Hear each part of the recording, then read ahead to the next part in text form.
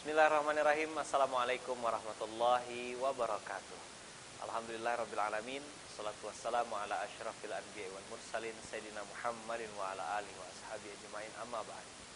Alhamdulillah, segala pujiannya bagi Allah. Senang sekali abang kakak rahimakumullah, saya Lukman bisa kembali menemani abang kakak semuanya. Nah, kali ini kita akan bercerita tentang kisah seorang saudagar dengan 4 orang istri. Saudagar ini adalah saudagar yang sangat kaya dan punya 4 istri.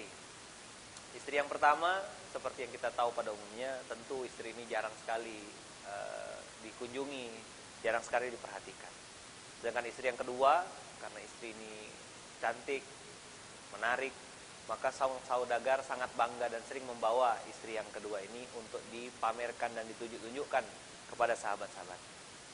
Istri yang ketiga terkenal dengan istri yang sangat bijaksana, istri yang memberikan solusi kepada saudagar, kemudian istri yang juga banyak memberikan masukan pada saat saudagar sedang sedih, saudagar sedang gelisah, dan seterusnya. Nah, istri yang keempat punya karakter, tidak ada sesuatu pun yang ditempelkan atau yang diberikan saudagar kepada istri yang keempat kecuali yang terbaik. Jam tangannya, jasnya, pakaiannya, perhiasannya, kosmetiknya, semua selalu yang terbaik.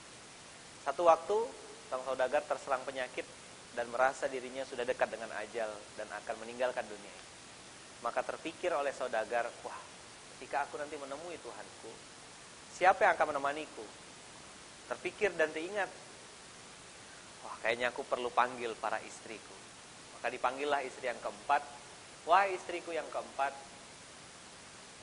ketika aku mati nanti, maukah engkau ikut menemaniku dan menemui Tuhanku? Maka dijawab oleh istri yang keempat, kalau engkau mati, maka aku akan pergi meninggalkanmu dan aku akan terus tinggal di dunia ini karena dunia ini terlalu indah untukku. Mendengar jawaban itu, maka saudagar memanggil istrinya yang kedua. Wahai istriku yang kedua, engkau selalu aku pamer-pamerkan dan aku bangga-banggakan depan sahabatku. Ketika aku mati nanti, maukah engkau menemaniku? Apa kata istri yang kedua? Sorry ya, dunia ini terlalu indah. Ketika engkau mati nanti, aku akan kawin lagi. Semakin sedihlah saudagar karena 2 istrinya yang paling dibanggakan meninggalkan. Maka dipanggil istri yang ketiga dengan mengatakan, wahai istriku, engkau adalah istri yang bijaksana, selalu memberikan aku solusi, selalu memberikan kepadaku sebuah pencerahan dan titik terang dalam setiap apa yang aku lakukan. Ketika aku mati nanti dan bertemu dengan Tuhanku, maukah engkau menemaniku, wahai istriku? Apa jawab istri yang ketiga? Wahai kanda yang tercinta, aku mencintaimu dan menyayangimu. Tapi ketika engkau meninggal nanti, aku hanya bisa menemanimu paling jauh sampai di kuburan. Ketika saudagar menangis dan meratapi 3 istrinya yang semuanya meninggalkannya, tiba-tiba datanglah seorang istri, istri yang pertama, yaitu istri yang sudah sangat lusuh, tak terawat, mengatakan, wahai kanda, walaupun aku jarang kau sentuh, jarang kau kunjungi, jarang kau perhatikan, tapi percayalah wahai suamiku tercinta, bahwasanya aku yang akan menemanimu sampai engkau bertemu dengan Tuhan.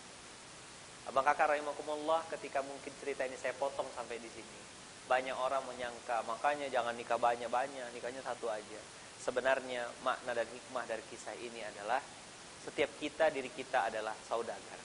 Setiap kita, laki-laki atau perempuan, adalah seorang saudagar yang punya 4 orang istri.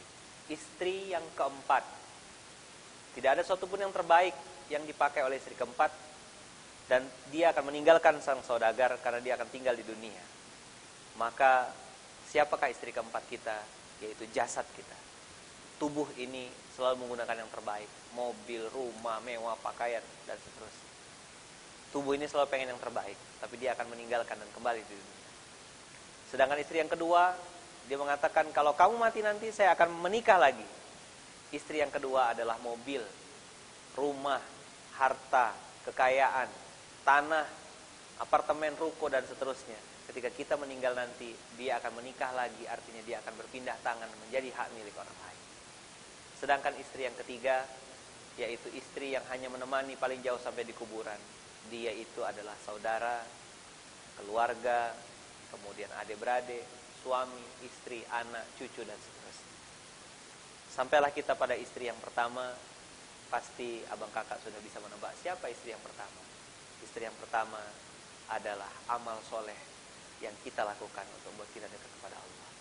Jarang mungkin kita kunjungi lewat sholat, jarang mungkin kita kunjungi lewat kegiatan sosial, jarang mungkin kita kunjungi lewat datang ke masjid membaca Quran. Maka mudah-mudahan apa yang kita dapat pelajari dari kisah 4 orang istri ini membuat kita terus bisa mengisi dan membuat istri yang pertama, yaitu amal soleh kita, bertambah setiap harinya. Hadanallahu wa iyyakum ajma'in. Wassalamualaikum warahmatullahi wabarakatuh.